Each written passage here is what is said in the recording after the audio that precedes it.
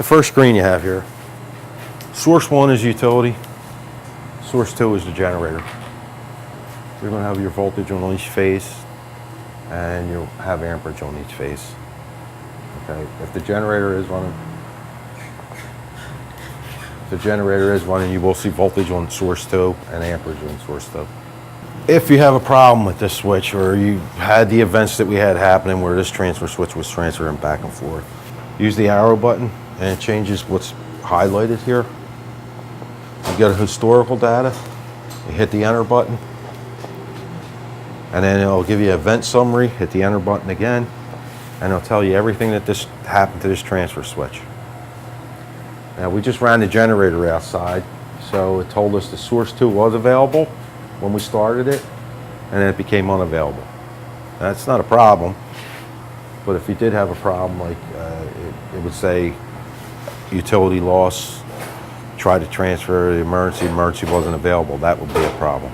And that'll do the same, that'll keep a log, I think 160 times. 160 faults will happen, and then we're writing over it again. And if you go to the page down, you could go through the whole list. 1,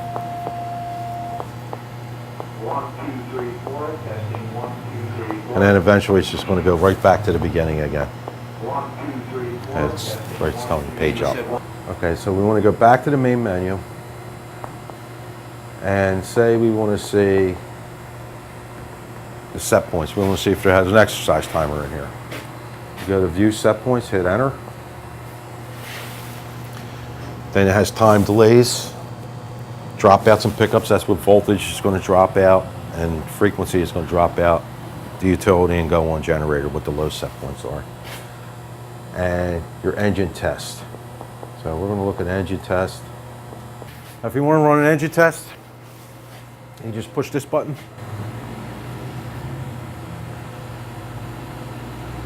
That's the main menu.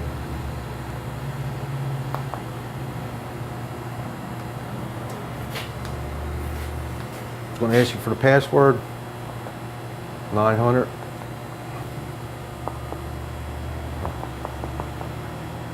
Enter. Let's just start the generator up.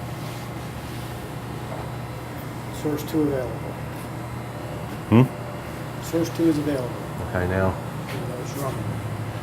Right now, it's time delays going, test time delays, 5 minutes to engine cool down.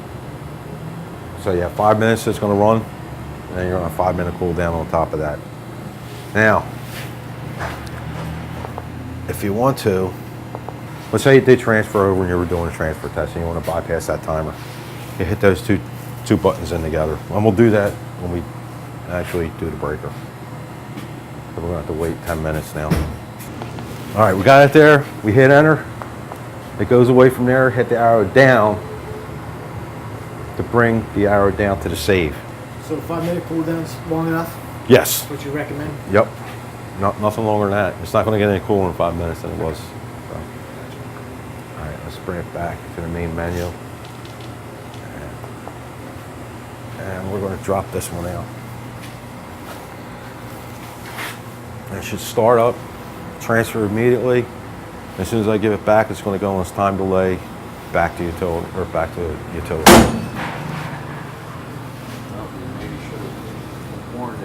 Okay, so now it's telling me S1's under voltage. Source 1 isn't available. It's the preferred source. The source 2 is available, and we're connected to them. Now, when we go back, there should be no real blip because now both of things are running. Okay, so we're going to go back on. Now it's counting down to 5 minutes. It's going to see if that's good for 5 minutes. We're going to transfer it back to utility.